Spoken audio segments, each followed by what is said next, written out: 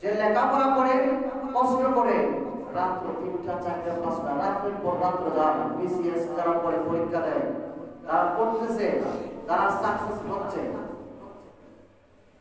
আবার এখন ইদানিং দেখা যাচ্ছে আমরা অনেক সময় তো দোষারোপ করি সরকারকে যে ঘুষ ছাড়া চাকরি হয় না, আমরা দোষারোপ করি, ঠিক না? কিন্তু ভালো জায়গায় বাবা ঘুষ ছাড়াও চাকরি হয়। নিজের যোগ্যতা যদি নিজেকে চিনাইতে পারো, নিজের যোগ্যতা যদি অর্জন করতে পারো, ঘুষ ছাড়াও চাকরি হয়। কারণ বাস্তব আছে, বাস্তব থেকে বলছি আর কি। প্রায় তিন জনের চাকরি হয়েছে কয়েকদিন আগে আমাদের দিকে, কোনো কিছু একটা টাকাও নেই। আলহামদুলিল্লাহ বলবেন না? থেকে বোঝা যায় আমাদের একটু উৎসাহ জাগে যে ঘুষ ছাড়াও চাকরি হয় যোগ্যতা থাকে। তো আমরা সরকারকে অনেক সময় দোষারোপ করি, ঠিকই আছে প্রত্যেকটা জায়গায় না, সব জায়গায় যে সব মানুষ যে খারাপ এটা কি হবে না, সব মানুষ খারাপ হবে, প্রত্যেকটা জায়গায় ভালো খারাপ মিলে। ড্রাইভার বলেন, ড্রাইভার আমরা বলি খারাপ, কিন্তু ড্রাইভারের মাঝে অনেক ভালো আছে। আমরা শ্রমিক সবাইকে বলি খারাপ, কিন্তু না, শ্রমিকরাও অনেক ভালো আছে। এখন বলি বলতে পারি হুজুর, হুজুর আমরা সবাইকে বলি খারাপ, হুজুররা দেশ কাটাইছে, মোল্লারা দেশ কাটাইছে, কিন্তু না, হুজুরের মাঝে অনেক ভালো আছে না, অনেক ম্যাক্সিমামই তো ভালো, 80-90% ভালো, 2% আর কি খারাপ। তো হুজুরদের দোষটা তো বেশি দেখা যায়, সেজন্য আমরা মানে এটা দেখে আর কি বেশি চলে প্রচারণ। কিন্তু নাস্তিকরা, বেঈমানরা পার্সিতে যে খারাপ খারাপ কাজ করে ওইটা বেশি আমরা প্রমোট করি না। সেজন্য যতদিন বাঁচি জীবিত থাকি সত্য পথে থাকতে হবে, সঠিক সত্য কাজ করতে হবে। আমি যখন চলে যাব কবরে, সেই কবরে আমার ব্যক্তিত্ব যাবে না, আমার টাকা যাবে না, আমার পয়সা যাবে না, আমার সবকিছু, আমার যশ কীর্তি সম্মান কিছুই যাবে না। যাবে দুইটা জিনিস, একটা হচ্ছে ঈমান আর একটা হচ্ছে আমল। এখন দুনিয়াতে সবচেয়ে মূল্যবান, এটা কি বোঝা গেল? সবচেয়ে মূল্যবান জিনিস হচ্ছে ঈমান। ঈমান, ঈমান থাকলে পরে আমলের দাম আছে। ঈমানটা হচ্ছে একের মতো, একের পাশে এখন যত শূন্য দেন ততই বাড়বে। আর ঈমানটা না থাকবে এক নাই, তুমি এখন শূন্য যত হয়ে গেল 0-0, ঠিক না? তেমনি ঈমানটাকে ধরে রাখতে হবে। ঈমান যখন সময় যায়, আমার রাসূল তো বলেছেন যে জামানাটা ঈমান ধরে রাখা কঠিন হবে। সকালে ঈমানদার, বিকালে বেঈমান, রাতে কাফের, সকালে ঈমানদার, এরকম তো জামানা না। এখন আমরা ফতোয়া দিতে মুফতি লাগে না, আগে তো মুফতি সাহেবের কাছে যাইতাম, আমরা অনেক দূরে টাকা নিয়ে পয়সা নিয়ে যাইতাম। এখন ফতোয়া দেখবেন ঠিকতলে বসে, শ্বাসতলে বসে ফতোয়া মাইরা দেন, ঠিক কি না? ওই জামানাটা হচ্ছে আঘাট হবে, তারপরে রাস্তা হবে, তারপরে ঘরে ঘরে মৌলবী হবে, জায়গায় জায়গায় মসজিদ হবে। এগুলো হচ্ছে আমাদের এগুলো ছোট ছোট আলামত।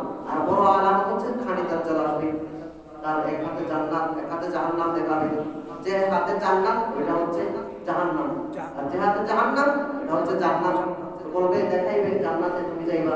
যারা বেঈমান তারা তো বলবে আমি জান্নাতে যেতে চাই, জান্নাতে যাবে। আর যারা বলবে না আমি তোমাকে মানব না খোদা, জাহান্নামে যেতে চাই, মানে সে জান্নাতে যাবে। সুবহানাল্লাহ। সেজন্য সব সময় খেয়াল রাখতে হবে এই দিন না, এরপরেও দিন গভীর মনোযোগ। আমার আল্লাহ সুবহানাহু ওয়া তাআলা পবিত্র কালামুল্লাহ পাকে কত জুমা পরে আমি বলেছিলাম, আমার আল্লাহ বলছেন আল্লাযী খালাকাল মাউতা ওয়াল হায়াতা লিয়াবলুয়াকুম আইয়ুকুম আহসানু আমালা ওয়া হুয়াল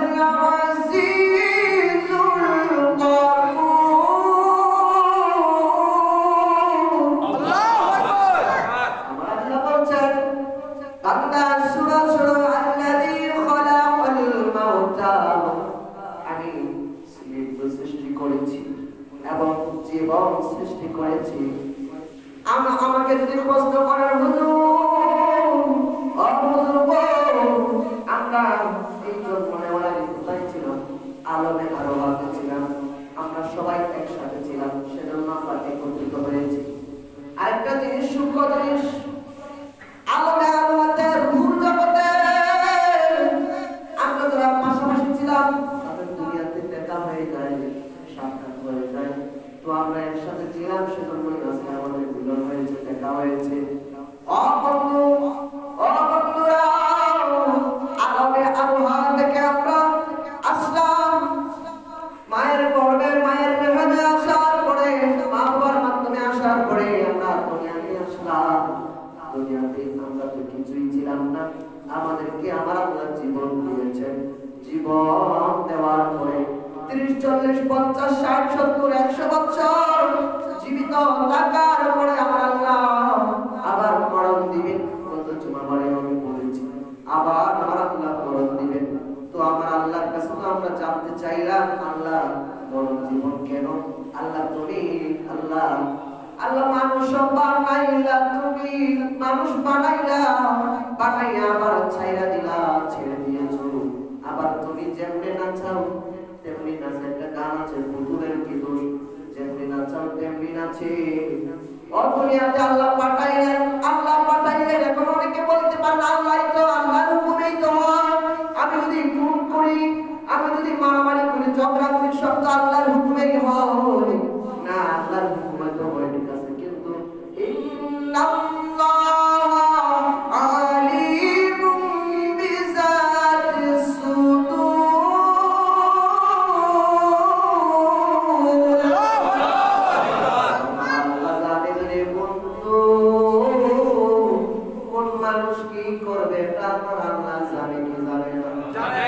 আল্লাহ সব কিছু সৃষ্টি করার আগে আল্লাহ জানে কোন ব্যক্তি ইঞ্জিনিয়ার হবে কোন ব্যক্তি ডাক্তার হবে কোন ব্যক্তি মৌলবী হবে এটা আল্লাহ জানে সেই অনুযায়ী আমার আল্লাহ তকদীরটাকে লিখে দিয়েছে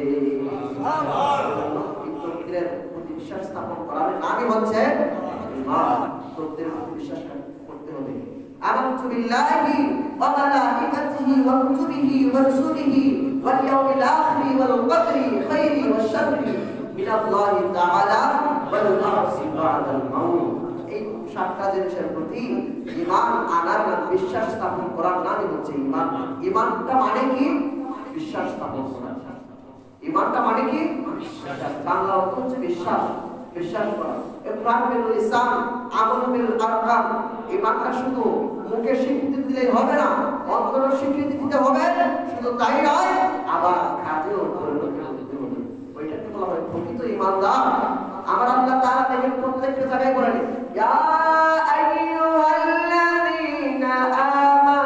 আমানুত্তাকুল্লাহ হাক্কা তুকাতিহি ওয়া লা তামুতুন্না ইল্লা ওয়া আনতুম মুসলিমুন তাহলে বোঝা যাচ্ছে আমার আল্লাহ ঈমানদারদেরকে বলছেন তোমরা মুসলমান না হইয়া হইও না মুসলমান না হইয়া ঈমানদারদেরকে বলতেছেন আল্লাহ মুসলমান না হইয়া সুবহানাল্লাহ ঈমানদারদেরকে বলছেন আল্লাহ ঈমানদার আমরা তো ঈমান আনছি কিন্তু তো ঈমানদারই আবার মুসলমান না হইয়া পড়তো না আল্লাহ দেখুন শুধু ঈমান আনলেই মুসলমান হইয়া যায় না মুসলমান হতে হলে কিছু গুণ থাকা দরকার কথা বলুন না ঠিক কিনা গুণ থাকতে হবে মুসলমানের যে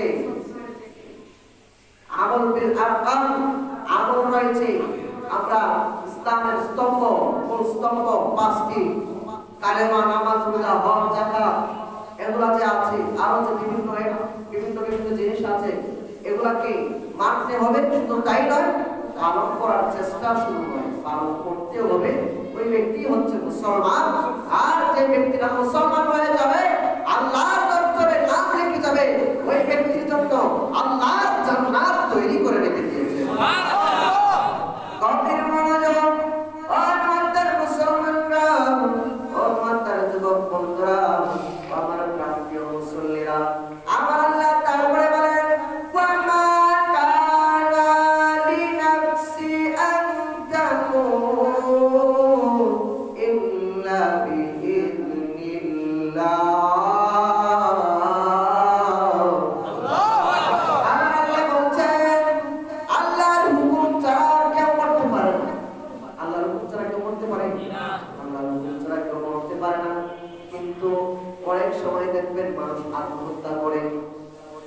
অন্যায় করে ওইটাও আল্লাহর হুকুমেই হয়, কিন্তু আল্লাহ জানেন ওই ব্যক্তিরা কি করবে। আল্লাহ জানেন না আত্মহত্যা করে মরবে, এটা আল্লাহ জানেন, আল্লাহ লিখে দিয়েছেন। বুঝাতে পারছি? অনেকে আমরা তকদির নিয়ে উল্টা পাল্টা বলি যে তকদির না, তকদির মানতে হবে, এগুলো আগে লেখা হয়ে গেছে।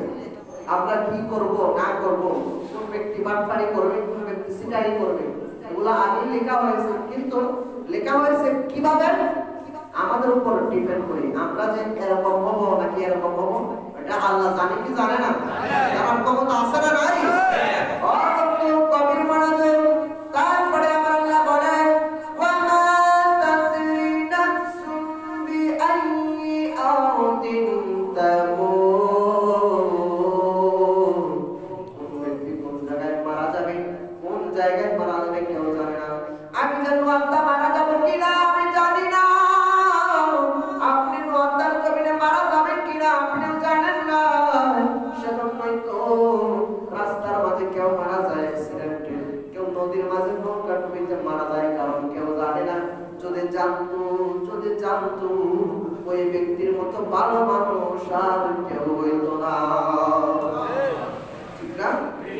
ভালো মানুষ ওই ব্যক্তির মতো আর ভালো মানুষ হইতো না কেন? যদি আজরাইল যদি মনে করে যদি বলতো যে তোমার মরণ হয়ে যাবে আর 2 দিন বাকি আছে, দেখবেন আমরা খুঁজা সবার কাছে যার সাথে বেয়াদবি করছি, খারাপ ব্যবহার করছি সবাইকে বলতাম, অথবা যাদের টাকা আছে সবাই একটা সমাবেশ করতাম, বড় সমাবেশ করে সবাইকে খাওয়ার ব্যবস্থা করতাম আর বলতাম হ্যাঁ আসসালামু আলাইকুম, আপনারা সবাই এসেছেন, আপনাদের প্রতি কৃতজ্ঞ, আমার হায়াত আর 2 দিন বাকি আছে, আপনাদেরকে যদি আমি কষ্ট দিয়ে থাকি আপনাদের কদমে হাত রেখে বলছি আমাকে মাফ করে দেন। আমরা সবাই মাফ চাই নিতাম, ঠিক না? তো আল্লাহ তো সবাইকে মাফ করে দিত।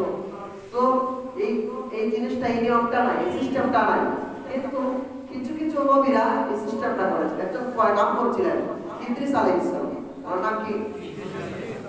ইদ্রিস আলাইহিস সালাম জীবিত ছিলেন 365 বছর। 365 বছর জীবিত ছিলেন।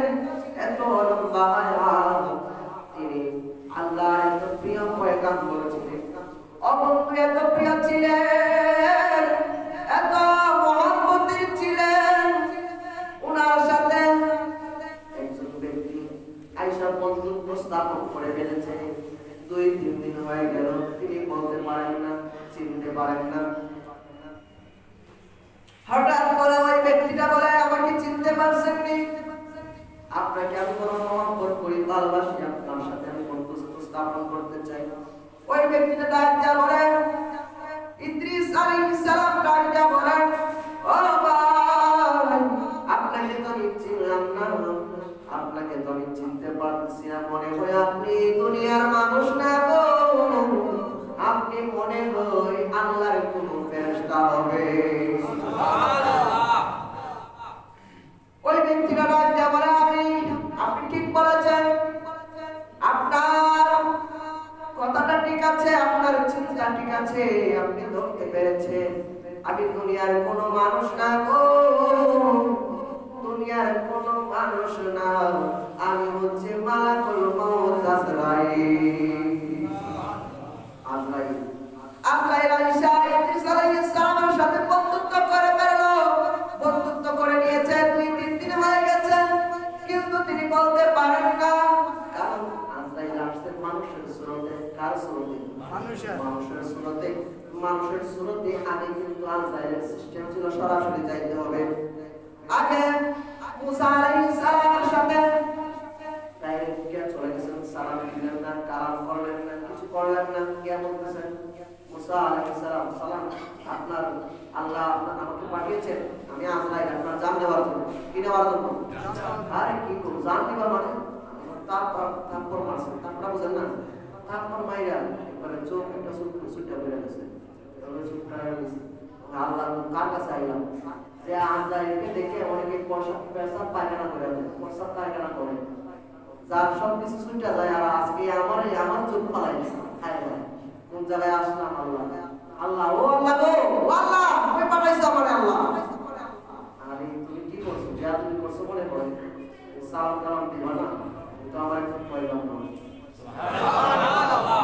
কি আমার মুসা আলাইহিস সালাম ছিলেন গরম মেজাজি, আবার মুসা আলাইহিস সালাম ছিলেন একটু সহজ সরল। নবীগণ প্রত্যেকজনের তো মন ফ্রেশ ছিল, কিন্তু মুসা আলাইহিস সালামের একটু রাগ ছিল বেশি, গরম মেজাজি ছিলেন। সেজন্য অনেক সময় একজন মানুষকে, আল্লাহই করাইছেন, একজন মানুষকে খুন করছেন, নাউজুবিল্লাহ, আল্লাহই করাইছেন, আল্লাহর পক্ষ থেকে। এটা একটা প্রত্যেক নবীর একটা ভুল আল্লাহ করার দৈর্য আছে। যেমন আদম আলাইহিস সালামকে বলছেন লা তাকরাবা হাযিহি শাজারা, তুমি গাছের নিকট করতে যাইও না, কন্দম খাইও না। আদম আলাইহিস সালাম কন্দম খাইছেন, তুমি আল্লাহ একটা দৈর্য আছে। প্রত্যেক নবীগণই একটা করে জিনিস দিয়ে আল্লাহ দৈর্য আছে। তারপরে ইব্রাহিম আলাইহিস সালাম তিনটা মিথ্যা কথা বলছেন। তিনটা মিথ্যা কথা কি? তিনটা, এই সূর্য মনে হয় আমার না, সূর্য দেখি শেষ হয়ে যায়, চাঁদ মনে হয় আমার এরকম তিনটা মিথ্যা কথা বলছেন। মানে আল্লাহ দৈর্য আছে না, আমার সরল কথা দেওয়ার জন্য। সুবহানাল্লাহ বলবেন না? কেন? হাসরের ময়দান টাঙ্গানো হবে, হাসরের ময়দানের মিজান টাঙ্গানো হবে, হাসরের ময়দান করা হবে একটা কারণে। এই কারণটা হচ্ছে, কারণ আল্লাহ তো আমরা যে আমল করতেছি, এখানে কে মসজিদে আসছে আল্লাহ জানে, জানেন? আল্লাহ তো জানেন, সব কিছু জানেন, কোন বান্দা কোন দিকে হাঁটে, কোন দিকে যায়, চিন্তা করা লাগে আল্লাহ বুঝে ফেলেন। আল্লাহ আগে জানেন কোন বান্দা কি করে।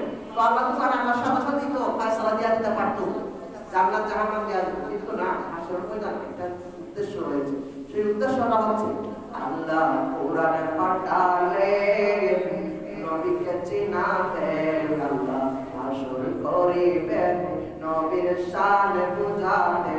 আরে বেহেশতের পাতায় পাতায় লতায় লতায় নবীর নাম, আর সে আল্লাহর নামের সাথে নূর নবীজির মনোগ্রাম, আর সে আল্লাহর নামের সাথে নূর নবীজির মনোগ্রাম। আল্লাহ কোরআন পাঠালেন নবীকে চিনাতে, আল্লাহ দুরূদ পড়েন নবীর প্রেমেতে।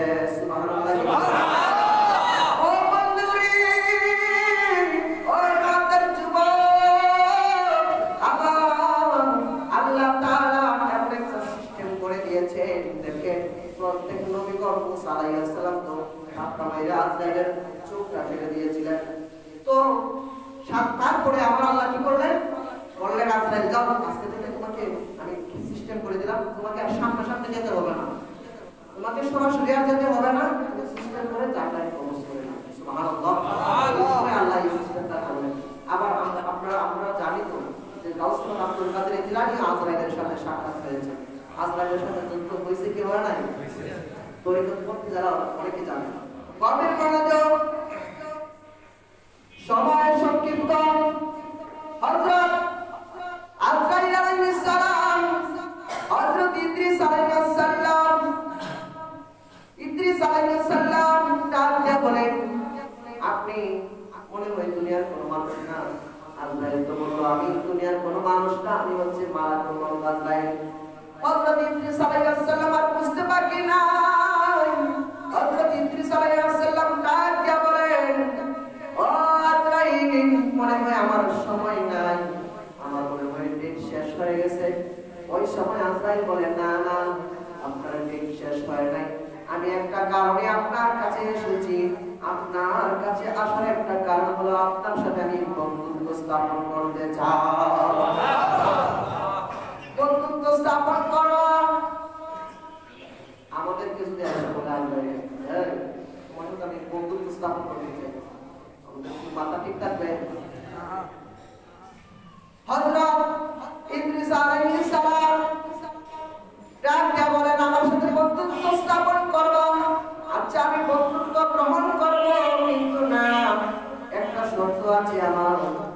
আজরাইল আলাইহিস সালাম বলেন, কি শর্ত? আপনার যে কোনো শর্তে আমি রাজি। একটু জোরে বলুন না, আল্লাহু আকবার। ও বন্ধুরে, ও মাতার যুবক বন্ধুরা, মুরব্বি বাবারা, পর্দার অন্তরের মা বোনেরা যারা শুনছেন, মেহেরবানি করে শোনার চেষ্টা করুন।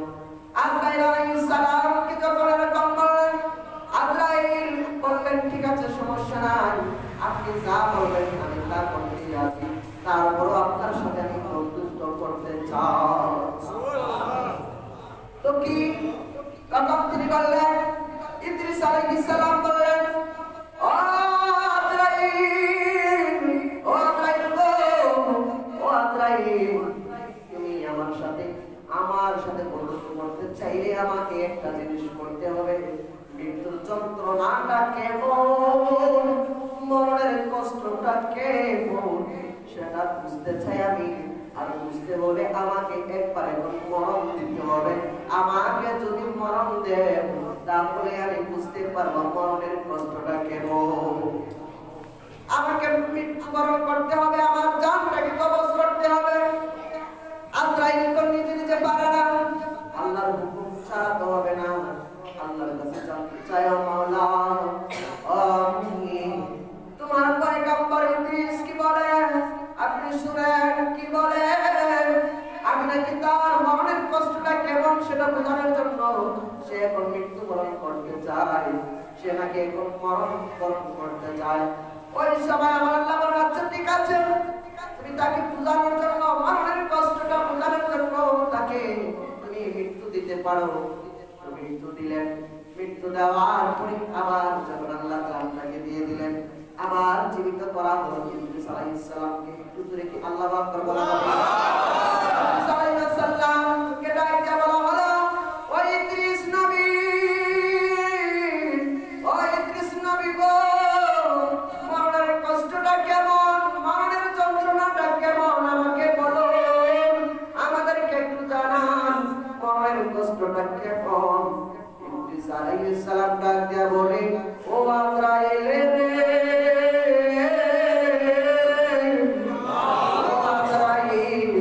ও আজরাইল, মরণের কষ্টটা কেমন জানোনি, মরণের যন্ত্রণাটা কেমন জানোনি। জীবন্ত একটা ছাগল, জীবন্ত একটা বকরি ভেড়ার চামড়া ছিলাইতে যেমন কষ্ট, এর চাইতে আরো বেশি মরণের কষ্ট। ইদ্রিস আলাইহিস সালামকে ডাকতে বলেন, আজরাইল, ও ইদ্রিস নবী গো, ও ইদ্রিস নবী, আপনার যদি এত কষ্ট লাগে, দুনিয়ার এই পর্যন্ত আমি যত জান কবজ করেছি, যত রূপ নিয়েছি, সব চাইতে কম কষ্ট আমি আপনাকে দিয়েছি। আপনার যদি এত কষ্ট লাগে তাহলে বোঝার চেষ্টা করুন আমাদের মরণের কষ্টটা কেমন হবে। সেজন্য আপনারা বলুন তো, মরণের আগে নামাজের দরকার আছে না? আমার কিয়ামতের দরকার আছে না? যুবকদের বড়দের সম্মান করার দরকার আছে না? মরণের কষ্ট, মরণের চিন্তাটা সবসময় করতে হবে। ও আমার নূরের নবী, দেখা দাও তোমার নূরের ছবি। ও আমার নূরের নবী, দেখা দাও। আমার নবী দেখতে চাই কি চাই না? সবাই বলুন, নবী দেখতে চাই কি চাই না?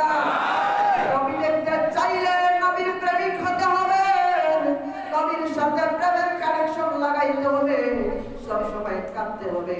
সেজন্য আপনারা আমার সাথে বলুন, ও আমার নূরের নবী, দেখা দাও তোমার নূরের ছবি। জন্ম আমার বাংলাদেশে, রেখেছো তুমি পাগল করে, রাসূল তোমায় ভালোবাসি, উজার করি। একটি জবান বন্ধ রাখবেন না রে, চিৎকার দিয়ে বলুন না, ইয়া রাসূলুল্লাহ।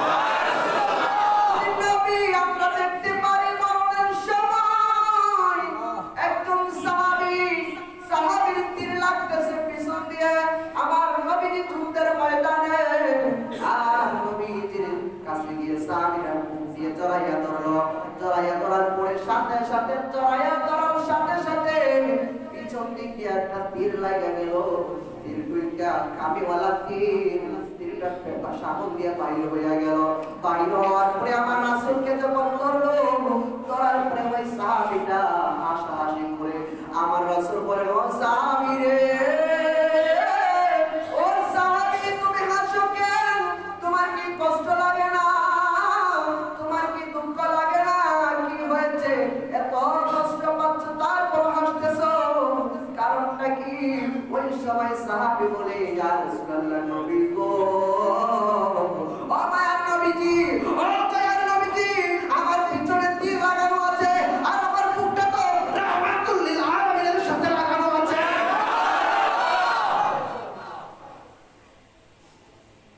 আমার নবী যদি দেখেন, নবীকে দেখে যদি মারা যায় আর কষ্ট লাগবে না, কষ্টটা দেখবে সাথে সাথে নিমিষেই শেষ হয়ে যাবে। সেজন্য সবসময় নবীর প্রেমিক হতে হবে রে বাবা, নবীর সুন্নতের আমল করতে হবে। আজকে নবীকে গালি দিলে, নবীকে গালি দেব, নবীর সুন্নতওয়ালা আমল দেখলে গালি দেব। যদি কেউ গালি রাখে টুপি পরে তাকে গালি দেব, তাকে বলো কি কি মৌলবি হয়ে গেছে হঠাৎ করে, ও বন্ধ না না মাহফিল করলে গালি দেব। অনেকে মাহফিল করলে গালি দেয়, কি রে মাহফিল করা এটা ব্যবসার জন্য না না, অনেক তো আছে নবীর প্রেম নিয়ে মহব্বত নিয়ে এলাকাবাসীকে সুন্দর করে একটা মাহফিলের আয়োজন করে যুবক, একটা যুবক যখন হেদায়েত হয়ে যায় ওই যুবককে আমরা টিটকারি মস্করা করি। অনেক যুবক এরকম আছে না নাই? টিটকারি মস্করা করে না ভাই, টিটকারি মস্করা করবেন না। যদি মস্করা করেন ওই যুবকটা যদি আবার খারাপ হয়ে যায় রে যুবক, তাহলে ওই যুবকটা যদি আবার গুনাহগার হয়ে যায়, যেই গুনাহ করবে আপনার আমলনামায় এর পার্সেন্টেজ যাবে। সেজন্য বন্ধু প্রথমে হাত রেখে বলবো এরকম আর পাগলামি করবেন না। আমরা যেন নবীর প্রেমিক হয়ে মরতে পারি, নবীকে দেখে দেখে মরতে পারি। সবাই বলুন না আমিন। আমি বলছিলাম হযরত ইদ্রিস আলাইহিস সালাম আবার জীবিত হলেন, এরকম যখন বললেন বলার পরে আবার বলতেছে ইদ্রিস আলাইহিস সালাম আজরাইলকে, ও আজরাইল আমি জাহান্নাম দেখতে চাই, জাহান্নামটা দেখতে পারলে আমার জীবনে আর একটু বেশি বেশি আমল করতে পারতাম, আর একটু বেশি নামাজ রোজা করতে পারতাম, আরো বেশি আমল করতে পারতাম, আমাকে একটু জাহান্নামটা দেখাও। আল্লাহ হুকুম হলো, আল্লাহ হুকুম করলেন, আজরাইল জাহান্নাম দেখালেন। এখন জান্নাত আল্লাহর কাছে, আবার আজরাইলের কাছে বলে, ইদ্রিস আলাইহিস সালাম বলে, ও আজরাইল ও আজরাইল আমি জান্নাত দেখতে চাই, যদি আমাকে একটু জান্নাত দেখাও, জান্নাতের আশায় একটু আমল করব, একটু বেশি বেশি ইবাদত করব। ওই সময় আল্লাহর হুকুম হলো, জান্নাত দেখানো হলো। আল্লাহর কাছে ওই ব্যক্তিটা হযরত ইদ্রিস আলাইহিস সালাম ডাকে বলে, ও আজরাইল আমাকে জান্নাত দেখাও, দেখাইলে আমার খুবই ভালো হবে। কিন্তু আজরাইল দেখতে দেয় না। আজরাইল বলে, আপনি জান্নাত দেখবেন, জান্নাতে ঢুকবেন, ঢুকে আবার বাইরে হয়ে আসতে হবে, আবার আমার কাছে চলে আসতে হবে। হযরত ইদ্রিস আলাইহিস সালাম রাজি, আচ্ছা ঠিক আছে আমি যাব, আবার আপনার কাছে চলে আসব। হযরত ইদ্রিস আলাইহিস সালাম জান্নাতে প্রবেশ করলেন। জান্নাতে প্রবেশ করার পরে কি করলেন? বুদ্ধি নিলেন, একটু চালাকি করলেন। কি করলেন? জান্নাতের বাইরে গেটে একবার আসলেন, রাইকা আবার ভিতরে চলে গেলেন। সুবহানাল্লাহ, জান্নাতে তিনি চলে গেলেন, এখনো জান্নাতেই আছেন। আল্লাহু আকবার, আর বাহির হয় না। কারণ জান্নাতে যে ঢুকতে চায় সে কি আর বাহির হতে চায়? জান্নাতে যে ঢুকবে সে আর বাহির হতে চাইবে না। জান্নাতে কোনো কিছু কমতি নাই, খিদাও লাগবে না, যা মনে চাইবে আসবে, খাবেন ঘুমাবেন। সেজন্য দুনিয়াতে একটু কষ্ট করতে হবে। ভোগের সুখ নাই, ত্যাগই হচ্ছে প্রকৃত সুখ। আপনি এখন ওযু করতে কষ্ট লাগে না, কষ্ট লাগবে তো সব উঠে আমও যাবে, চলাও যাবে। আপনি কষ্ট করতে হবে, নামাজ পড়তে হবে, ওযু করে, তাহলেই তো আপনার জন্য জান্নাত তৈরি থাকবে। সুবহানাল্লাহ, ঠিক কি না? এজন্য কষ্ট করতে হবে বাবা। দুনিয়া মানে পুরুষ যারা ম্যাক্সিমাম যারা কষ্টই করেন, এই যে আন্টিরা যারা কষ্ট করেছেন, সাকসেস হয়েছেন, কেউ বিদেশের জমিনে ছিলেন, কেউ চাকরিয়ান, কেউ ইঞ্জিনিয়ার, কষ্ট করতে করতে ছেলে মেয়েদেরকে বড় করেছেন। অনেক ছেলেরা এখন মা বাবার কথা শুনতে চায় না, বেয়াদব হয়ে গেছে। আজকে মা বাবা কত কষ্ট করে মাথার গাম পায়ে ফেলায় বড় করেছে, আজকে মা বাবাকে, আজকে বাবাকে বুড়া বুইড়া বলে গালি দেয়। আছে না? মাকে বুইড়া বলে গালি দেয়, এটা হচ্ছে বেয়াদব সন্তান। এই সন্তানের কখনো উন্নতি হতে পারে না। আপনি জিরো থেকে হিরো হতে চান, মা বাবার কদমে চলে যান, ঠিক না? আপনি মার কদমে গিয়ে দোয়া চান, ভিসা হচ্ছে না, বিদেশে যাবেন, মার কদমে চলে যান, মা দোয়া করবে, সাথে সাথে ওই দোয়াটা কবুল হয়ে যাবে। কারণ মা বাবা এবং আল্লাহর মধ্যে কোনো পর্দা নাই, সাথে সাথে দোয়া কবুল হয়ে যায়। সুবহানাল্লাহ, বলুন আল্লাহু আকবার। আল্লাহ আমাদের আমিন।